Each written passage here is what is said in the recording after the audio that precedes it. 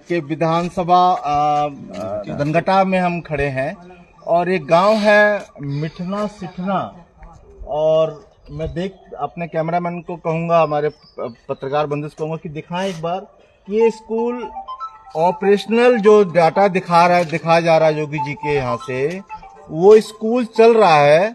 लेकिन जो गांव वालों से हमने बात किया यहाँ पर आके, तो पता लगा ये स्कूल को मर्ज कर दिया गया है। मैं बच्चों सही कह पा रहा, स्कूल बंद है ना ये? आप लोग बताइए, बंद है ना ये? तो मैं ये बताना चाहता हूँ बच्चों, आप लोग कहाँ पढ़ते हो? बाल विद्यालय प्रसादपुर। इसमें नहीं पढ़ते हो ना? काहे ना पढ़ते हो इसमें? बंद है। अगर चालू हो जाए और बढ़िया टीचर रखा जाए तो पढ़ोगे ना यहाँ पे? तो अब आपके माता पिता का पैसा बचेगा, बचेगा नहीं बचेगा? बचेगा। तो मेरी योगी जी से और मोदी जी से ये निवेदन है कि जो हम सुबह से शाम तक ब्रश करते हैं, साबुन से अपना शरीर धोते हैं, नहाते हैं, शाम को सोते वक्त हम जब सोते हैं तो मोर्टीन जलाते हैं कि मच्छर ना काट ले हमको, और सब पे आप टैक्स लेते हो। क्या वो टैक्स आपको चाहिए? जो सरकारें का काम है कि बच्चों को शिक्षा उस टैक्स के पैसे से देना आपका काम दायित्व था, इसलिए हम सरकार चुनते हैं। आप क्या कर रहे हो? उस टैक्स के पैसे को बचाकर अपने दोस्त अडानी और अंबानी के जो कर्जा ले लेते हैं, उस टैक्स के पैसे को आप उनका पैसा माफ करने का काम कर रहे हो। यानी कि आप देश की जनता को, जो बच्चे गरीब के बच्चे हैं, उनके शिक्षा का हक मार करके आप अपने दोस्तों का फायदा पहुंचाने का काम कर रहे हैं। आज माननीय अरविंद केजरीवाल जी का जन्मदिन है। उनके जन्मदिन के अवसर पर हम इस बच्चों की शिक्षा का अधिकार अब मांगने की बात नहीं है, अब जंग लड़के इस शिक्षा को हम हासिल करेंगे ना हम लोग? करेंगे। हमारे माँ बाप, इन बच्चों के माँ बाप, देश की जनता आपको टैक्स देती है। आपको टैक्स उसलिए नहीं देती है कि आप 10 लाख का सूट 3 बार चेंज करें। ये शिक्षा का आंदोलन अब रुकने वाला नहीं है। सारे बच्चे, हिंदुस्तान के बच्चों से कहता हूं, क्योंकि ये इनकी रणनीति है कि जब आपको अनपढ़ बना लेंगे तो आपको कुछ भी बता के, कुछ भी बहला फुसाल के अपना ये वोट लेने की इनकी रणनीति है। तो हमारा मानना है, देश विश्व गुरु तभी बनेगा जब इस देश की बच्चा क्वालिटी एजुकेशन पाएगा। जो मंत्री के बच्चे पाते हैं, जो आईएएस के बच्चे पाते हैं, जो डीएम के बच्चे, जिनको जो शिक्षा मिलती है, आम आदमी पार्टी का मानना है वही शिक्षा इन गरीब के बच्चों को मिलनी चाहिए। और इसकी लड़ाई की शुरुआत हो चुकी है। अब ये लड़ाई रुकने वाली नहीं है जब तक इन बच्चों का अधिकार नहीं मिल जाता है। इसीलिए प्रेस बंधुओं से बुलाया गया था बात करने के लिए। आपके कोई प्रश्न तो बताइए। ये क्या विद्यालय बंद है? हाँ, ये ऑपरेशन में बंद है। पूछिए गाँव वाले से, मुझसे भी पूछिए। विद्यालय बंद है ये? कितने दिन से बंद है? लगभग मर्जर व्यवस्था। आप लोग कहाँ पढ़ाई करते हो? बाल विद्यालय में पढ़ते हो? इस स्कूल में नहीं पढ़ते हो?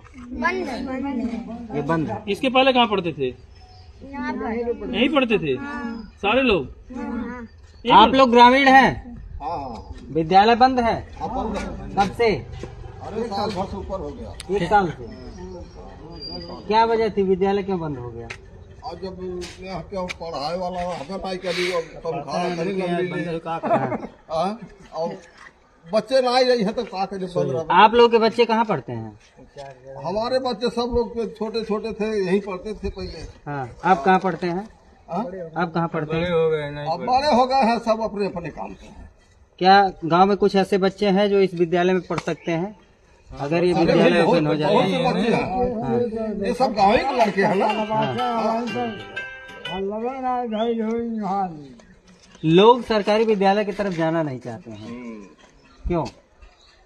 और जब आगे पढ़ाई नहीं हुई तब कैसे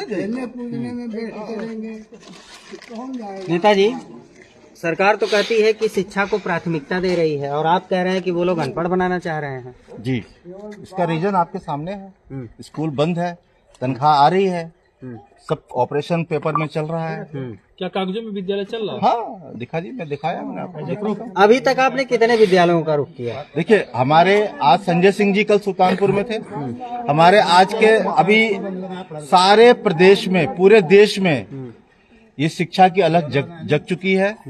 और जैसे आपने प्रश्न ग्रामीण से किया कि क्यों नहीं बच्चे आना चाहते हैं, तो हमको बताइए, हमारी सरकार जब दिल्ली में थी तो हमने सरकारी स्कूल में एसी कमरे बनवाए, स्विमिंग पूल बनाए, टीचरों को हमने फिनलैंड भेजा, सिंगापुर ट्रेनिंग भेजा कि वहां से ट्रेनिंग लेके आए। और उन टीचरों ने जब पढ़ाना शुरू किया था तो वहां में सरकारें चाहें तो कर सकती हैं। पंजाब 2015 में एक इलाहाबाद हाई कोर्ट ने डिसीजन दिया था कि सरकारी कर्मचारी के बच्चे सरकारी स्कूल में, त्रिपाठी जी ने के जौनपुर के थे, उन्होंने प्रेडिक्शन डाला था कि सब टीचर्स इतनी सैलरी ले रहे हैं तो उनके बच्चे क्यों नहीं पढ़ते हैं।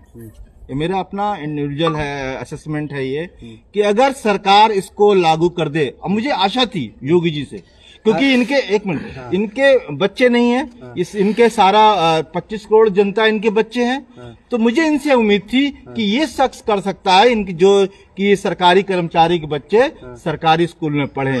तो अगर जज का बच्चा स्कूल में पढ़ने आए तो मिड डे मील मैं पूछना चाहता हूं कि वो किस क्वालिटी का होगा, इसमें जो कमरों में बच्चे टीचर कैसे होंगे।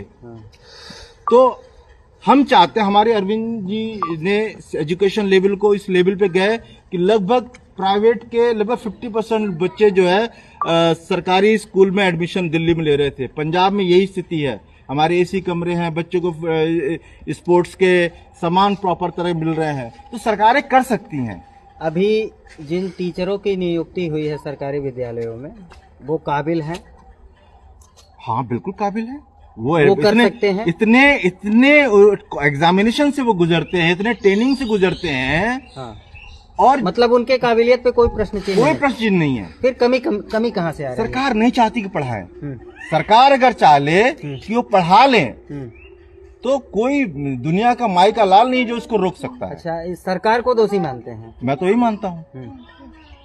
सरकार अगर पढ़ाना चाहे, आप सरकार को बोला उसको राशन जोड़ने में लगे हो, दूसरे काम करा रहे हो आप, लेकिन आप एजुकेशन पढ़ाने को नहीं कर रहे हो। मतलब आपका कहने का मतलब ये है कि जो जिन टीचरों की नियुक्ति शिक्षा के लिए हुई है वो केवल बच्चों को पढ़ाएं। बिल्कुल। संख्याएं क्या होनी चाहिए? और विद्यालयों में आप जा रहे हैं, देख रहे हैं, संख्याओं को देख करके क्या समझ में आ रहा है कि मतलब लोग अब सरकारी विद्यालय की तरफ रुख नहीं करना चाहते? हमारे फादर यही हैसर बाजार से पढ़े हुए हैं। हाँ। 1.5 into 0.5 का गुणा करते थे तो हम कैलकुलेटर लगाते थे, वो अद्धा पौना गुणा सब जानते थे। इंग्लिश बोलते थे तो ग्रामर से बोलते थे। वो पढ़ाई कहाँ चली गई? गांव के बच्चे ही डीएमएसपी बनते रहते ना।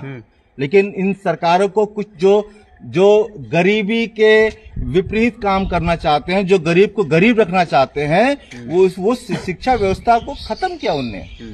उसमें सब दोषी हैं, वो भाजपा दोषी नहीं है, उसमें कांग्रेस भी उतनी दोषी है। क्या चाहते हैं आप लोग?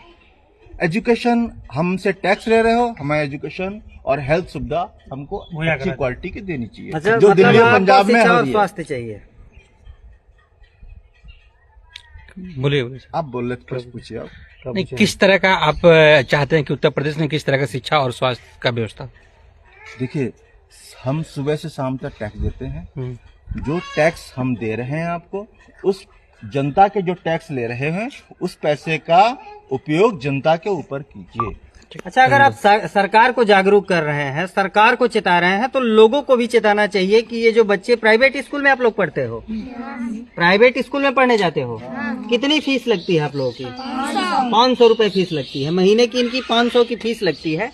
क्या आप लोग की ये भी जिम्मेदारी बनती है कि इन बच्चे के गार्जियंस को जो है जागरूक किया जाए? देखिए, आप कोई चीज क्वालिटी आप यहाँ पे देना शुरू कर दीजिए, क्वालिटी एजुकेशन देना शुरू कर दीजिए। जो पैरामीटर्स हैं जो एजुकेशन के स्कूलों के पैरामीटर्स फुलफिल कीजिए ना आप उसको। मैं गारंटी लेता हूँ 1 साल में अगर यहाँ दुगनी तिगनी संख्या ना हो तो जो ना सो कह दीजिएगा आप।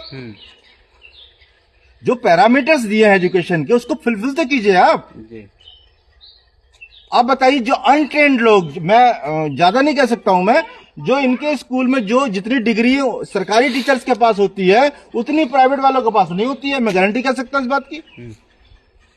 लेकिन जो परफेक्ट जो टीचर है उससे पढ़ाने का काम आप नहीं करवा रहे हैं आप। बाकी सारा काम करवाएंगे आप, जनगणना करवा लो, ये करवा लो, वो करवा लो, क्यों? ठीक, थैंक यू, बहुत बहुत धन्यवाद।